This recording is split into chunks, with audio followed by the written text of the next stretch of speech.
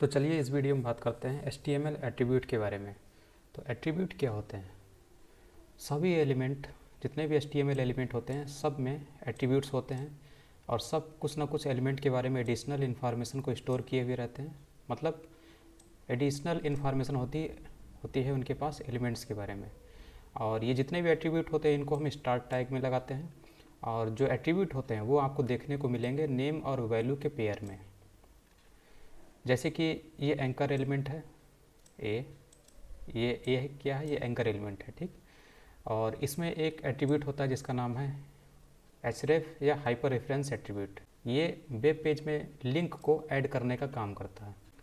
तो ये हमारा एंकर एलिमेंट है, ठीक। और ये देखिए एंकर एलिमेंट है यहाँ तक।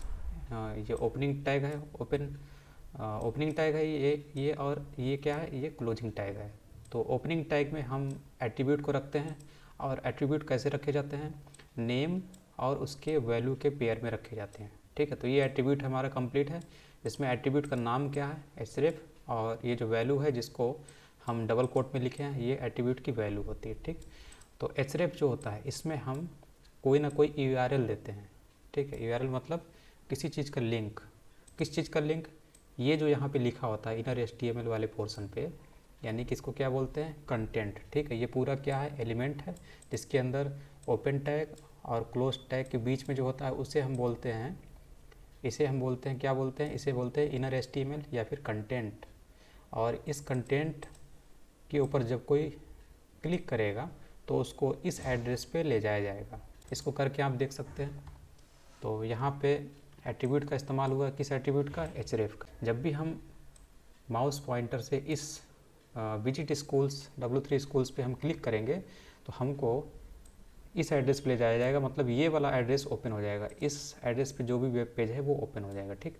तो अभी आपको ये दिख रहा होगा यहाँ पर, यानी एंकर एलिमेंट क्या डिस्प्ले कर रहा है? एंकर एलिमेंट केवल इतना पोर्शन डिस्प्ले कर रहा है, ठीक है। यहाँ पर जैसे इस पर क्लिक करेंगे तो क्लिक करने के बाद ये वाला वेब पेज ओपन हो जाएगा, ठीक। इस पर क्लिक करते हैं तो देखिए ओपन हो गया। ये इस तरीके से काम करता है। तो ये एट्रीब्यूट और वैल्यू हो गई। उसी प्रकार से एक src एट्रीब्यूट होता है। तो src एट्रीब्यूट क्या होता है? किसी वेब पेज में जब हम इमेज को लगाते हैं तो हम src एट्रीब्यूट का इस्तेमाल करते हैं, और जब किसी वेब पेज में हम कोई लिंक लगाते हैं तो हम href का इस्तेमाल करते हैं, ठीक। तो इस तरीके से ये काम करता है। तो यहाँ पर src एट्रीब्यूट है ये, और इसमें ये src एट्रीब्यूट का नेम है और इस src एट्रीब्यूट की वैल्यू क्या है? ये है। तो वैल्यू क्या होती है? इस इमेज का एड्रेस होती है, मतलब जो हम इमेज लगा रहे हैं अपने वेब पेज में उसका यहाँ पर एड्रेस होता है, ठीक है। और एड्रेस के बारे में ये आपको दिया हुआ है। तो चलिए इसको देखते हैं प्रैक्टिकल। तो ये 3 एट्रीब्यूट हैं यहाँ पर और उनकी वैल्यूज़ दी हुई हैं। src में हम क्या देते हैं? इमेज का एड्रेस देते हैं, ठीक। और अगर इमेज का नाम हमें अगर देना है तब हम तभी दे सकते हैं जब ये जो वेब पेज है, ये वेब पेज जिस जगह पर है उसके बगल में ही मान लीजिए उसी सेम फोल्डर में ये वाली इमेज पड़ी हुई है, तब तो आप इस इमेज का यहाँ पे नाम दे दीजिए।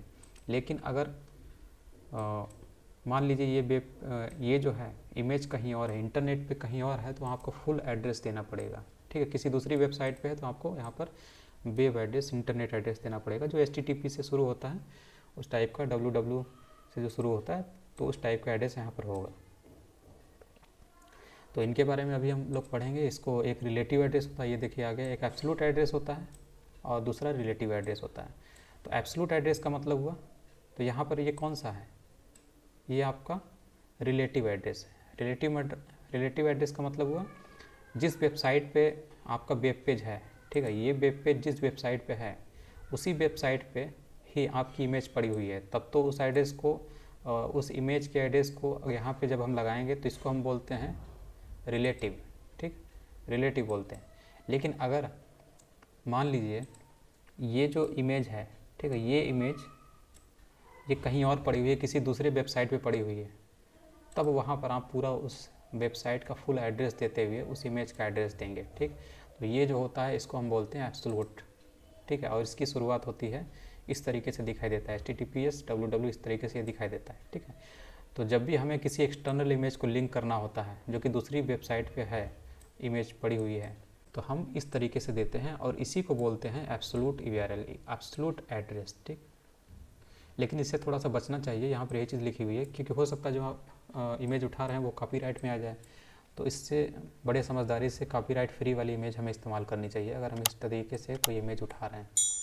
और URL जो रिलेटिव URL है तो अभी आपको बताया, मतलब आपकी वेबसाइट, आपने जो वेबसाइट जो आप बना रहे हैं या फिर जो वेबसाइट है आपकी, उसी में, उसी किसी फोल्डर में या फिर उसमें जो फाइल है वेब पेज, उसी के अंदर ही पड़ी हुई है आपकी इमेज, तब तो आप यहाँ पर रिलेटिव URL का इस्तेमाल करिए।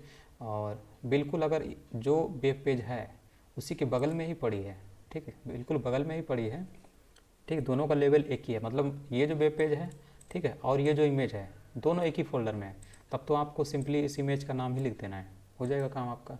लेकिन अगर मान लीजिए ये वेब पेज किसी दूसरे फोल्डर में है, ठीक है, और ये इमेज किसी दूसरे फोल्डर में है, तब आपको इस इमेज का फोल्डर का नाम भी मेंशन करना पड़ेगा, ठीक है, और उसके पहले आपको ये जो स्लैश है इसको भी इस्तेमाल करना पड़ेगा। तो यही चीज़ यहाँ पर दी हुई है।